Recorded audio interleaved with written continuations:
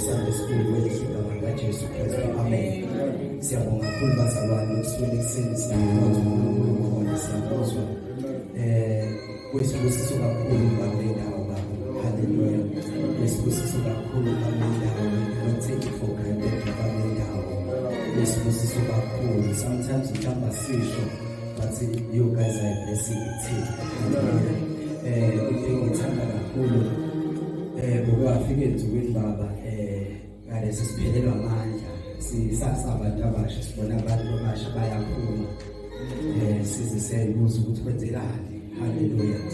Wafika njengomzali wafika wakhuluma wathi siqhubeke sami. Hallelujah. Wafika sathola amandla amasha because wathi asingakhothi ngenamba ola asingayinaki inamba siqhubeke sikhonze uNkulunkulu. Noma ubona ukuthi engazuthi amandla yaphela manje because iyuthi yaphuma le uhlungu kakhulu. Hallelujah. Phuma kwabantu abasha kodwa siyabonga ukuthi uNkulunkulu uthintile wafika wazokhuluma phezulu kwempilo zethu athola amandla amasha. You guys are blessing phezulu kwempilo yethu siyabonga. Mhlawumbe sikusho njalo kodwa nje siyathanda isibusiso empilweni zethu kakhulu. Siyabonga kakhulu nabazalwane abasisapothayo egameni likaJesu Kristu waseNazaretha kakhulu. The young couples siyabonga kakhulu ukuyinekela kwenu kuzokhonza kanye nathi. Siyabonga ukuthi ubaba mehlaba ikhwela namlalela nasihlonipha nathi indlela abakhonza kahle nathi. Hallelujah. Noma ngabe sibacela basikhonza ngezwi basikhonza ngakho konke abakhononi. Siyabonga kakhulu Nkosi umusindisise egameni likaJesu. Siyabonga baba nami idea nangokuthi yasithanda banaka abantu abasha njengoba umuntu ade umama uJesu bakadesho. Sometimes abanye abafundisi bale phezulu abangaso isikhathi kodwa siyabonga ukuthi wena babunalo ihlo lokubona lokwehla uzifike phansi esizokhuluma nawe uyakwazi ukuthi ukusilalela uyakwazi ukusinikeza ithuba.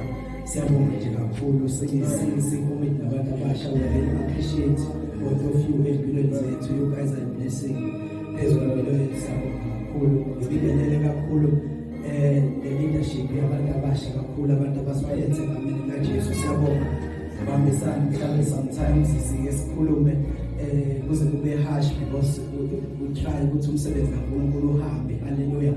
Hayi ngoba mhlawumbe kukhona esingazwani nabo kodwa siyabonga kakhulu ukubekezelelana singabantu abasha. Siyazi akulula ukuleda abantu abasha banalokho nalokho kodwa siyabonga kakhulu be-leadership abantu abasha egameni likaJesu Kristu waseNazaretha. Hallelujah. Imali ngisindisiwe umntwana kaNkulunkulu ngithethelele izona ngisathethelele izona. Ngiyamthanda uJesu. Hallelujah. Ngiyamkhetha nje uJesu ushunyayelwa ngamukela uJesu phambi kwabantu. Ngiyakholwa uJesu ukuthi uyinkosi wavuka ukuthi wavuka. Amen. Ngizoba ngishane nje egameni likaJesu kuthiwa sishaye 8 siphuma. Hallelujah. Yasabeka kuma bendawo akujwayeleki. Ngicela nje sivule incwadi kaDaniel chapter 1 sifunda verse 1. Iyamangaza-ke lento usisimakubarizo lisashumayela ngale ncwadi wavula khona sekulona thayi awuhambe ungangeni kakhulu ungayi la. Hallelujah. Ngithethe bese funa ukusifika ngakhona ethi ayisibona. Hallelujah. Kodwa ngikwenza kaNkulunkulu bazalwane. Amen. Kodwa ile ndaba esenhlizweni yami kakhulu indaba kaDaniel nala ebenabo. Ngicela nje sizonke umfundele verse 1 verse 1 bese sithandaza. Hallelujah. NgoDaniel chapter 1 verse 1. Ngomnyaka wesithathu wokubusa ukaJehoyakhini inkosi yakwaJuda kwafika uNebukadnesari inkosi yaseBhabheli eJerusalema walivimbezela. Sisizwe lapho ukhuluma ngalo bengathi uyaqala sisize uNkulunkulu egameni likaJesu. Imizwa yakho ngongcwele silalele thobiso kwakho uNkulunkulu kwazi uvele kwakho egameni likaJesu. Ingqondo yakho Nkosi nenhliziyo yakho umuntu wenza inkosi nendawo egameni likaJesu Kristu waseNazaretha inkosi yethu. Amen. Hallelujah. Indaba esiyazi nje bazalwane kodwa senhlizweni yami kakhulu iBhayibheli lithi ngonyaka wesithathu kwafika kade kubusa uJoakim, haleluya, kwaJuda, kwase kufika uNebukadnezar wazovimbezela iJerusalem, haleluya. Now uma uNebukadnezar ufike eJerusalem ezovimbezela kungenxa yokuthi uNkulunkulu ubenikelile iJerusalem kuNebukadnezar. Now uNkulunkulu akanikeli umuntu wakhe unless umuntu wakhe exabene naye. Haleluya. uNkulunkulu akamdedeli umuntu wakhe noma akamshiyi umuntu wakhe, kodwa unless umuntu kaNkulunkulu exabene noNkulunkulu. Now bekuyisikhathi la uJoakim noIsrael bexabene noNkulunkulu. uNkulunkulu wase unikela uIsrael esitheni. Haleluya. Now isitha satholakala sinamandla okuzongena endaweni kaNkulunkulu ngenxa yokuthi umuntu noNkulunkulu baxabene. Now isitha asikwazi ukungena phakathi komuntu, ingakho uSathane mangabe efika phezulu uNkulunkulu ezofuna uJobe wayengakwazi ukuzongena kuJobe because uJobe noNkulunkulu babezwana. Kwaze kwadingakala ukuthi uSathane acele permission kuNkulunkulu uma engena kuJobe because akakwazi. Kodwa the moment umuntu exabana noNkulunkulu, the moment kuvuleka igap yokuthi isitha noma uSathane akwazi ukungena kumuntu. Hallelujah. Now bekuyisikhathi la abantu bexabene noNkulunkulu and abantu bengafuni ukuphenduka. Nenkosi yakhona uJehoyakhimi ngaleso sikhathi bingafuni ukuphenduka. NoIsrael awufuni ukuphenduka ubuyele kuNkulunkulu. Ngesikhathi bengafuni ukuphenduka bebuyele kuNkulunkulu, uNkulunkulu wabanikela esitheni uNebukadnezar. Mefika uNebukadnezar eJerusalem wafike wazothatha izitsha kade zikhona eJerusalem, izitsha kaNkulunkulu. Hallelujah. Now waqala uNebukadnezar wathola igunya lokungena eJerusalem endaweni kaNkulunkulu. Nelathi iBhayibheli ngelinye ilanga abafundi abangamuke eJerusalem abahlale khona bazibamukele bebathiswa manje. Kodwa kwatholakala isitha sikwazi ukungena eJerusalem ngenxa yokuthi abantu abaseJerusalem abaqabene nomnikazi weJerusalem. Hallelujah. Now mesingena isitha uNebukadnezar ufika uzoqosha izitsha eJerusalem. Akaqosha abantu eJerusalem kodwa uqosha izitsha leza kade beyisebenzisa bekuyizitsha zikaNkulunkulu. Haleluya. Uma efika uqosha zona uhamba nazo uyisa endlini yakhe, ushiya abantu eJerusalem bese ngenazo izitsha zokuhlabela uNkulunkulu, izitsha zokuxhumana noNkulunkulu. Now uthatha into ekade bezoxhumana ngayo noNkulunkulu ade behlabela kuyona uNkulunkulu mangabe bonile. Uzothatha yona uyabashiya bona bese eJerusalem. Kodwa uthatha izitsha uhamba nazo. Wenzelani? Wenzela ukuthi noma sebefuna ukubuyisana noNkulunkulu, indlela yokubuyisana noNkulunkulu ingekho. This is what is happening ebandleni esikhathini samanje. Isitha sifike sizothatha umthandazo umuntu, sizothatha ukunikela umuntu, sizothatha ifasting umuntu, simshiye sebandleni asala umuntu ebandleni. Umuntu isitha asamsusi manje umuntu ebandleni. Kodwa sesimshiya khona ethempelini eJerusalem, bathatha izitsha kuyizona akhonekta ngazo noNkulunkulu ahambe nazo. Kubonakala umzalwana akasashumayeli, bonakala umzalwana akasafasti, bonakala umzalwana akasathayi, bonakala umzalwana akasathandazi. Zithathiwe izitsha isitha kodwa samshiya zona. Asala umzalwana eJerusalem. Uhlele eJerusalem kodwa amandla aseJerusalem akasakwazi ukwa-activate. Izinto zaseJerusalem akasakwazi ukuyisebenzisa ngoba ithathiwe izitsha kwasana yena. Ufunakala ukuthi umzalwana aqedwe amandla kodwa ekhona esikhathini samanje. Akabe khona enkonzweni angasuki because abazalwane bazombona mase sesukile beze kuyena bazombuza kwenze njani. Kodwa ke kwesikhathini samanje akaphupha amandla ekhona ebandleni. Jesus. Akathe khona ebandleni angakwazi ukuthandaza. Akathe khona ebandleni angakwazi ukufasta. Akathe khona ebandleni angakwazi ukunikela. Akaphupha amandla, akaphupha iconnection yakhe noNkulunkulu. Wathatha izitsha uNebukadnezar wahamba nazo. baqhubeka bahlala eJerusalem izinja ingasekho baqhubeka bahlala i-connection yabo noNkulunkulu ingasekho bahlala eJerusalem. iJerusalem akunamandla uma ngabe umnikazi weJerusalem engasekho kwi-connection nalo bahlala eJerusalem. Abantu bahleli ebandleni kodwa i-connection yaNkulunkulu neJerusalem ayisekho. Zithathiwe izinja isitha sahamba nazo. Now uma ngabe sibuya isitha lithi iBhayibheli emva kalokhu uNebukadnezar wase kuthi akuyothathwa amadoda angenasici, amadoda ahlakaniphile, amadoda akwazi ukuqonda. Uthathwe wona eJerusalem ngase kususwa wona.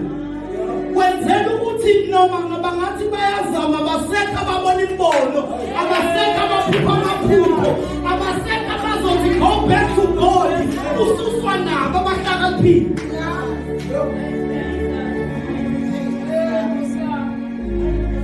Now wathiwa akwanele. Siyazi ukuthi makusakhona amadoda kaNkulunkulu lapha phakathi eJerusalem noma izinja ingasekho khona umuntu ozovuka ne-idea ebusuku athi ake sibuyelele uNkulunkulu asithathe nabo labahlakaniphile. Sibathumbe sambe nabo iJerusalem alisale lodwa. Hallelujah. Ngoba uSathana akashayi nombani. Kodwa ushaya abantu ababonayo ukuthi bona abantu abavusa inyamazane la. Athi angishaye bona. Now, wathiwa kuyothathwa amadoda anobuhlakani. Ukuze iJerusalem libe weak lisale lona iJerusalem angadilizo neBhethesda iJerusalem alisale. Kodwa iJerusalem angabi nawo amandla.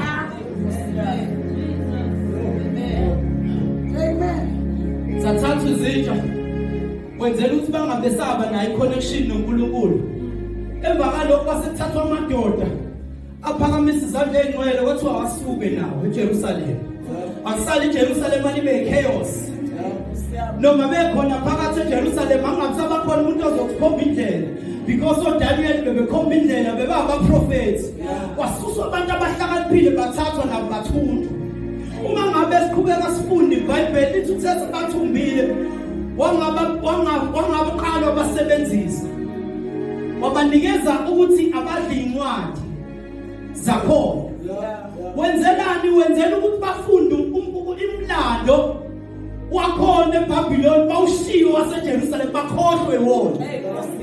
Awukhishi umlando ukuthi uNkulunkulu usenzeleni. Uma ngabe uSathane ezolwa nathi ufuna ukukhipha umlando ukuthi uNkulunkulu ungenzeleni, uNkulunkulu ungisusephi, kodwa akafaka ukunakeka, akafaka ukukhathazeka.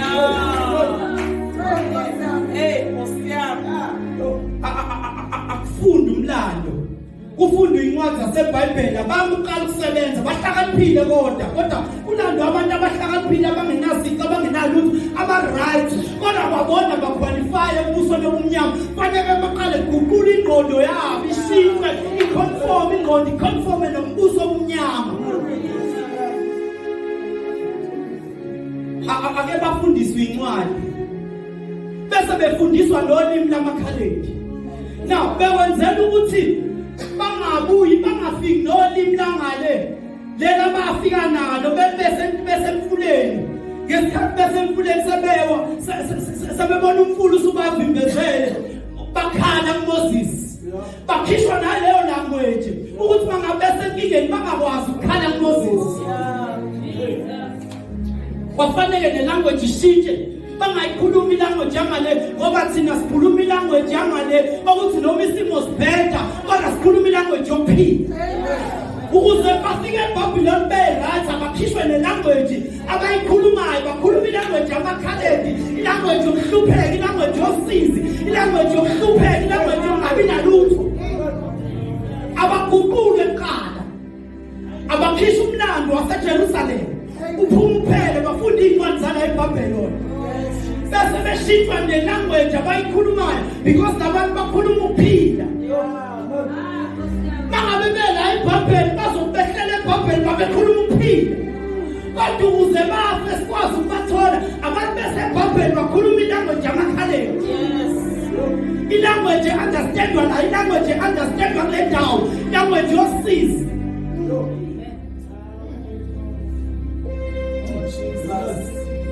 Let the poor say I'm rich.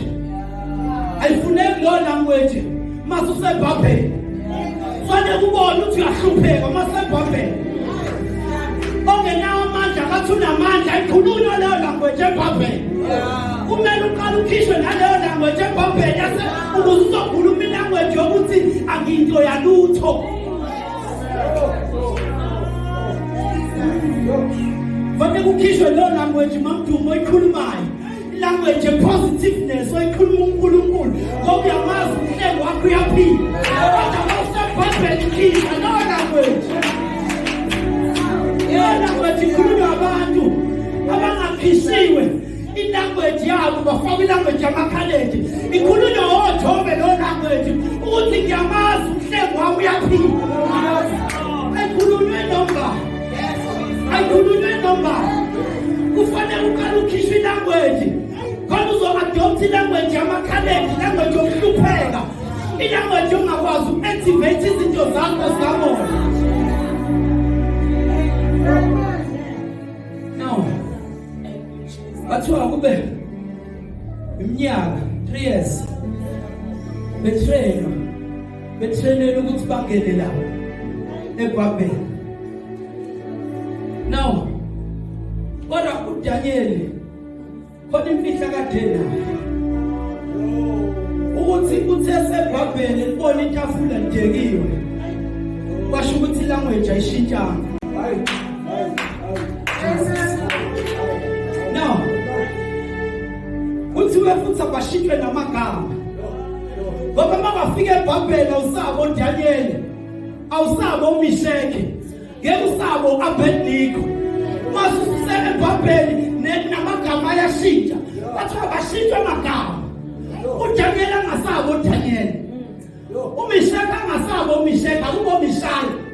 Awashintshwe namagama abo bangabe saba amagama akade basebenzisa bese Jerusalem. Yingakho isitho mangabe sifika thina sishintsha namagama singabe saba abantwana baNkulunkulu ngoba singeke sakwazi activate into zikaNkulunkulu.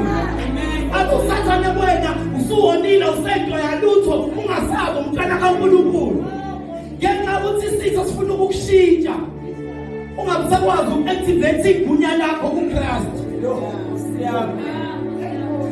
Now, wathiwa adewe itafula. uDaniel behleli phansi.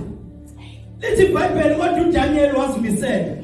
Lelo verse kodwa phezulu useshintshiwe igama kuseyena uDaniel. Kodwa besifika le verse ekushiwo kulona ukuthi but uDaniel wazimisela. Na uDaniel akaphumanga ekubeni uDaniel. No, seBhabheli waqhubeka wawuDaniel eseBhabheli. Qhubeka ubomzalwane noma izimo zahambi. Qhubeka ukhonza uNkulunkulu noma izimo zingekho right. Ungashisi umntwana kaNkulunkulu. uDaniel wazimisela ukuba ngazingcolise etafuleni. Now, lithi iBhayibheli waqhubeka ufunda uDaniel waseyena ecela ukuthi anikezwe imfino namanzi. Ukuba uNebukadnezar wazi wayi-understand lento eyenziwa uDaniel ukuthi ucela izinto zaseJerusalem eseBhabheli. Ucela ukubuyisela izinto zakhe zaseJerusalem kodwa eseBhabheli. Wacela impilo, wacela amanzi, wacela izwi likaNkulunkulu, wacela noNkulunkulu. Wathi no, okay, senisithumbile nasisusa eJerusalem. Vele uba kumakhathini wathi asihlali la kodwa sihlala ngaphandle la sifeza khona iy'nkinga zethu. Sesiphumile eJerusalema kodwa iJerusalema lingaphumi kithi. Noma singaphuma eJerusalema kodwa iJerusalema lifishwe enhliziyweni zethu.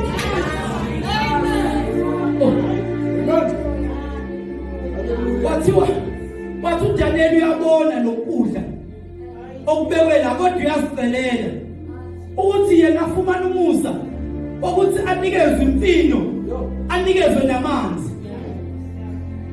akade bona angadli ukudla osetafuleni. Now babuyisa fasting kuDaniel, babuyisa prayer kuDaniel bengazi. Ngesikhathi benze njalo bemnikeza uDaniel wacela ney'nsuku eziyishumi. Wacela u7 weperfection ohlanganisa no3 days wokuvuka kaJesu. Wakuhlanganisa eseBhabheli uDaniel wacela u10 days. Impilo namanzi eseBhabheli. Banga-understand ukuthi uDaniel yini lento ayenzayo. Hallelujah. Hallelujah. Now, uDaniel uthe eseBhabheloni waqhubeka waphila kwangathi useJerusalem. Kufuneka abazalwane abazoba njalo esikhathini samanje abazothi bese imeni kodwa baphile bengazi ukuthi izimo azikho kubona. Abazalwane abangeke baphile imeni kodwa bazophila above izimo. Kufuneka abazalwane abangeke baphile bengazi ukuthi izimo ziyabagqiba. Noma zikhona izimo abazalwane abaphile kube ngathi izimo azikho, isitha size siconfuseke. Jesus. Amen. Now, mangabe sekuphelile u10 days babuyiswa bazoma sekuthiwa bazoveza ubuso ukuthi kunjani ubuso. Batholakala ukuthi ubuso babo bukhakhambile kuhle kunobuso balabantu akadedela bese kafuleni enkosi. Noma izimo zinganzima kanjani ezilonge zisakuJesu ungakaphunyuki uJesu ungakaphumi yena abantu bazoqaleka bathi ngoba simbonile nje ngoba siyazi nje isimo sakhe sinjani kodwa kwenzeka kanjani ubuso bakhe ba-right aba-understand ukuthi unento ingayo eseJerusalema kuseBhabheloni.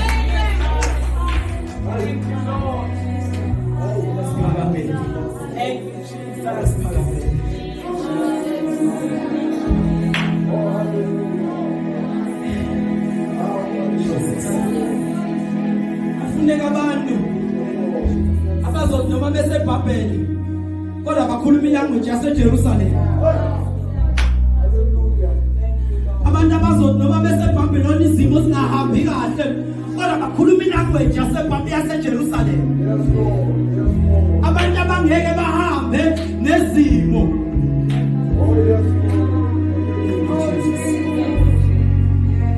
Konke sakubeka uNkulunkulu uzosiqwashisa. Hallelujah. Kade amatafula ohlangana bona ngoba zokhipha ilanguage yaseJerusalem. Amatafula abhekiwe nje manje njengoba uyifestive azokhipha i-identity yakho yaseJerusalem. Amatafula azodekwa ngefestive azokhipha igama lakho laseJerusalem. Remain in Christ. Remain in Christ.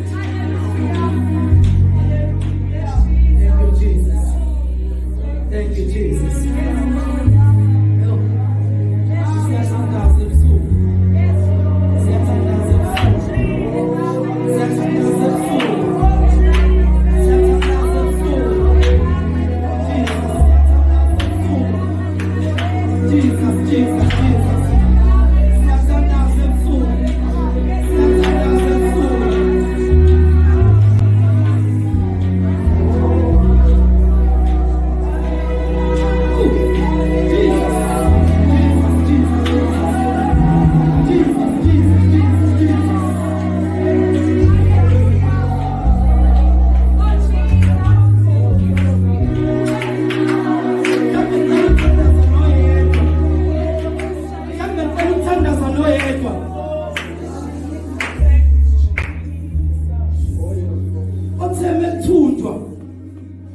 Kuthunjwa abantu eJerusalem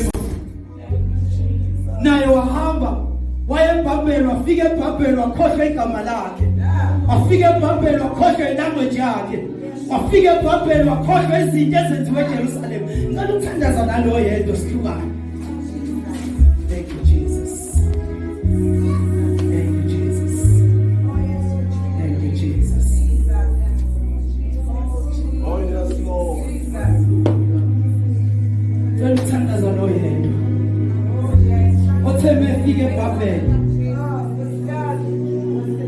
wavumela iBhabheli ukuthi libe ngaphezu kwakhe, wakhohlwa iJerusalem. Mhlawumbe ngicela ukuthandaza noyedwa bese siyafana. Thank you Jesus. Thank you Jesus. Thank you Jesus. Ungasali nawe. Ungasali nawe. Ungasali nawe. Ungasali nawe. Ungasali nawe. Sekuyavala. Ngicela ukuthandaza noyedwa. Ngicela ukuthandaza noyedwa. Ngicela ukuthandaza noyedwa. Ufike eBhabheli wayikhohlwa ukuthi umntwana kaNkulunkulu. Ngicela ungasali nawe. Ngicela usineke ngithandaze nawe. Thank you Jesus. Thank you Jesus. Thank you Jesus. Uthemba ukuthunjwa eJerusalem, wafika eBhabheli wakhohlwa izinto obuzenza eJerusalem. Wenzisa kwabantu baseBhabheli, wenzisa abapheleli, wakhulumisa kwawo. Thank you Jesus. Sengiyathandaza. Wakhohlwa ne-identity yakho, awusabizwa ngomntwana kaNkulunkulu, usubizwa ngegama laseBhabheli. Ngicela ukuthandaza nawe.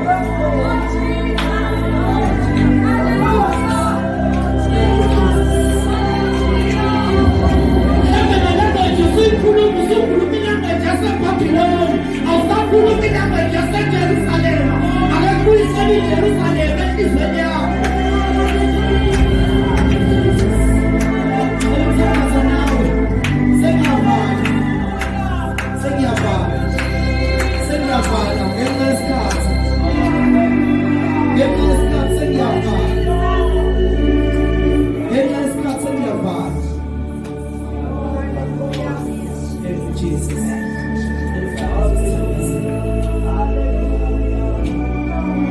Thank you, Jesus. Let us find in prayer this morning. Thank you, Jesus.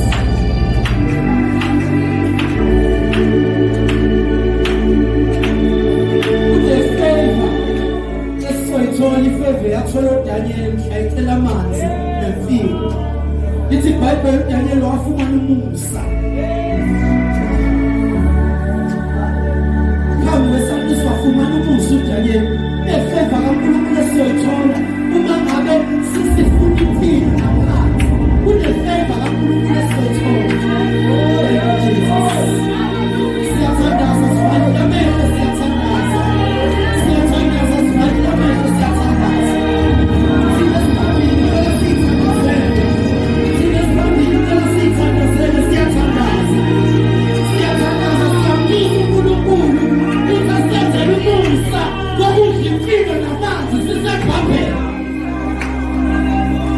Jesus. Kama siyabonga egameni likaJesu. Yesu asebenza ngenxa yokuthi uNkulunkulu usamela konke egameni likaJesu senza wona. Asule egameni likaJesu.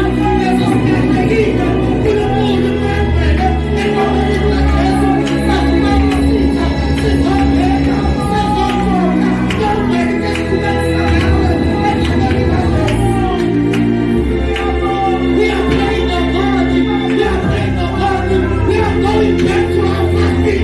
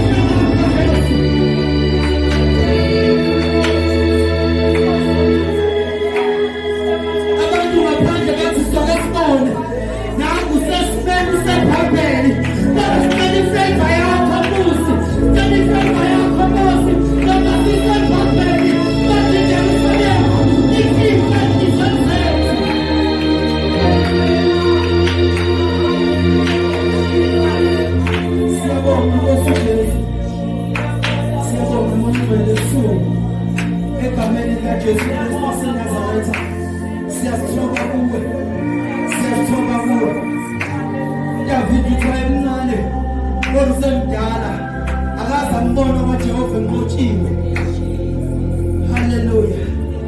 Siyakhuleka uNkulunkulu ungavumi nathi sobeyihlekisa abantu enzeni igama lakho Nkosi enzeni igama lakho Nkosi ungavumi nathi sifihle Baba egameni likaJesu Kristu waseNazaretha wenkosi yethu. Thank you Jesus.